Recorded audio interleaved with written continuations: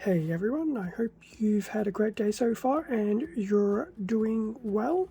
For this video, we will be going through a contents review of the Force Impulse Gundam. And if you're wondering, hey, didn't I just watch this?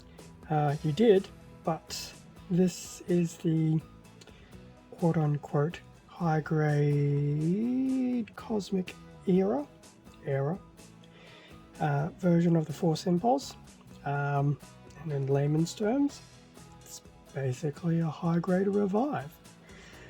Now I have done an Instagram post about this kit sometime last year, well before I moved into the realm of YouTube.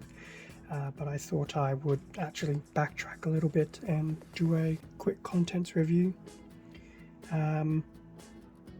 Plus it will be nice to do a bit of a compare and contrast against the original Force Impulse. So hopefully by the end of this, well, not so much this video, but maybe by the end of this year, I will have two Force Impulse Gundam high-grade kits. One being the original one, I think from 2004, if I remember correctly. This one is 2016, so it's only 5 years old, which isn't too bad. Yes, I do know there is a real grade of this, but that's well and truly down the track. Anyway, contents review. So obviously no box this time around, it is flat packed in storage and will probably be seen one day, but today is not that day. So, front of the manual we have a image of the completed Force Impulse Gundam kit. I'm sure there's been some painting touch-ups and things like that, but that's very nice looking. Should hopefully be relatively color correct, minus the backpack, but that's okay. So there is the front, there is the back. So in 2016, Bandai had not switched over to dual Japanese and English. So this is all in Japanese still, which is unfortunate because I don't remember half the components. Core Splendor, the Force Silhouette, and then I actually can't remember what 2 and 3 are, unfortunately. But that's okay. I'm sure I'll either go rewatch Seed in the near future or be lazy and use Google. But that's the back. Just a nice image of the backpack into the back of the Impulse. The rear view with the backpack on. So this will be the true Force Impulse. And then here's the Force Impulse and the Freedom. And there's also the color guide at the bottom there. A nice array of colors. Okay, if I open this up, it's, so I have a combination of some more information about the actual weapons that the Force Impulse has. So the shield, beam rifle, beam sabers and things like that, and also has some IWS, which I believe are effectively your machine guns for small arms fire.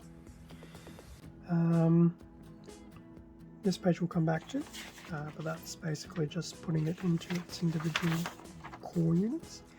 Looking at the parts list ever so quickly, so some A's, some B's, some C's, a D, an E, a few F's, beam sabers and polycaps, and a sticker sheet. In terms of build, it's pretty much the same as every other Gundam build the body, build the head, or in my case build the head last, right arm, left arm, right leg, left leg, waist, put it all together, do the backpack. Yes, there will be stickers for the backpack wings, but that's okay. If you've done the owl strike, you will be no stranger to that. And then the accessories,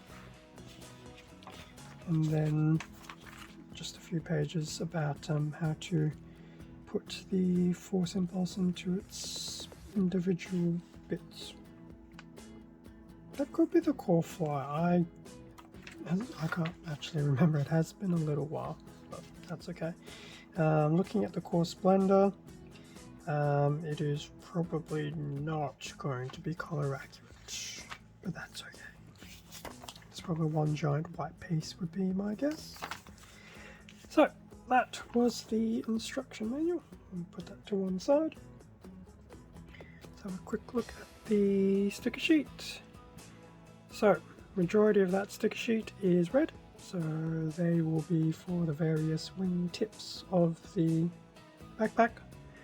And then we have some other things like your eyes, some warning signs and things like that. Well, not warning signs, camera lenses and things like that. So the small stuff isn't too bad. It is unfortunate that there is a large array of large red stickers. Okay, looking at the frames, runners, which I do still periodically call frames. So here we have two A runners, A1 and A2. A2, if I actually put everything in frame. So A2 is just a carbon copy of this section of A1, which is fine. As for the rest of A1, so if we look at the full A1, so parts to obviously do the legs, shield. As I suspected, the core flyers are in the single white color, but that's not overly surprising. But no, that's a good amount of detailed parts on the two A runners. So that's all in white.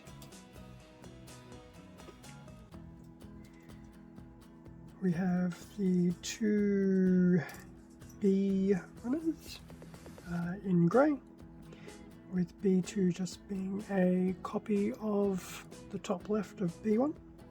So that'll be arms, legs, things like that. We basically need two of. Yes, there is a piece that has dropped off. It is to the side of me, so it's not lost, it's just detached from the runner. Unfortunate that these things happen, but thankfully not lost.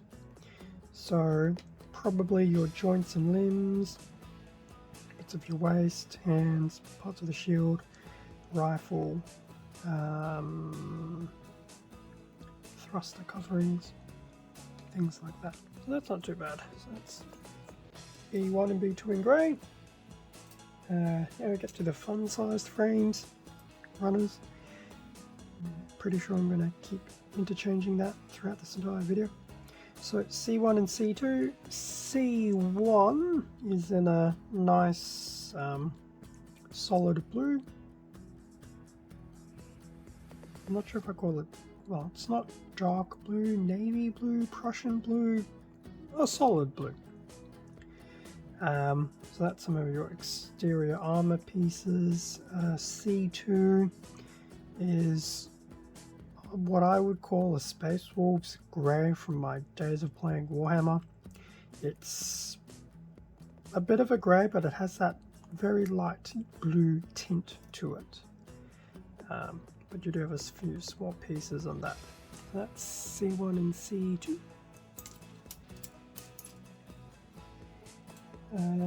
The 1D runner in red. It is unfortunate that there are a decent number of red pieces, but none of which were used for what will eventually be covered in stickers. Granted, this is a high grade. I'm sure the real grade, as an example, didn't have this problem. But there you go. So that's D1 in red. We have a E runner in black, and I don't know why. I just look at it and go, I'm getting some weird Ailstrike vibes. I'm sure it's not the same components of it, but there you go.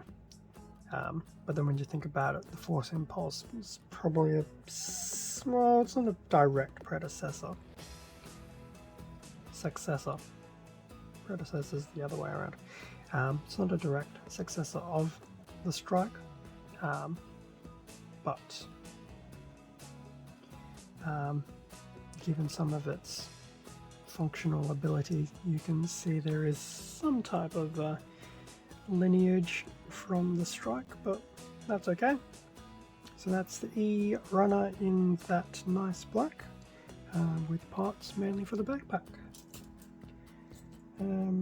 Coming close to the end, 2 Fs, one in yellow, the other in that nice translucent green.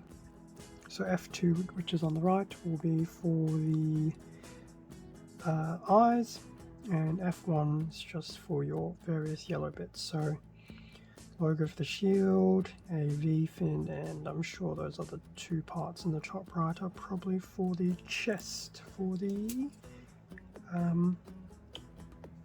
whatchamacallit, chest thrusters. I'm not sure if I even said that right, but anyway. SB13, so these are your usual beam sabers for high grade. These are the circular cylinder bottoms, not the flat ones. And lastly, although probably should have done this before the beam sabers, Polycap PC002. So most of that will be used for joints and the like. Obviously a very common polycap runner. So that was pretty much a run through of the runners. Just bring the manual back here. So obviously A's and B's were pretty much the flat color, but moving on to the C onwards, whereas when you started seeing the splashes of color that will ultimately be seen on the Force Impulse itself. Now, I'd probably say for the most part it'll be relatively color accurate. There will be some things that won't be. Obviously I remember seeing the stickers for the knees, and I'm sure this part in the middle, I believe, was a sticker as well. So we'll see how things go. I may even use a paint marker for those. And obviously looking at these 2 little red dots over here on the rifle, well and truly not on the rifle, but that's okay, they can probably be easily painted on. And there we go. That will be the end of the Force Impulse Gundam Revive contents. So that is pretty much what came in the box back in 2016. I do have the Blast Impulse and Sword Impulse, both of which were P Bandai's. They were not standard retails, unfortunately, which I'll probably do in the near future as well. So yes, we're into October and the seed team is still going very strong. There are reasons why, which is fine. A lot of the seed that's been built in the community as of late is obviously a tribute for a member of the community who has unfortunately passed away recently. So I think it's always a good thing to see when everyone comes together and basically do these type of community tribute type thematic builds and things like that. I think it's a really awesome thing that people come together and do. Also not the best circumstance by which it's occurred in, but it is always reassuring to see people from all over the globe coming together. So I do my part to obviously keep building some of these Seed Destiny kits to keep that community tribute theme going. I think it's a good thing. It makes things easier as a builder as well, because it basically takes all the guesswork out of what should I build next. But that's basically why there's been a lot of Seed, and there probably will be a lot of more Seed as the months come through.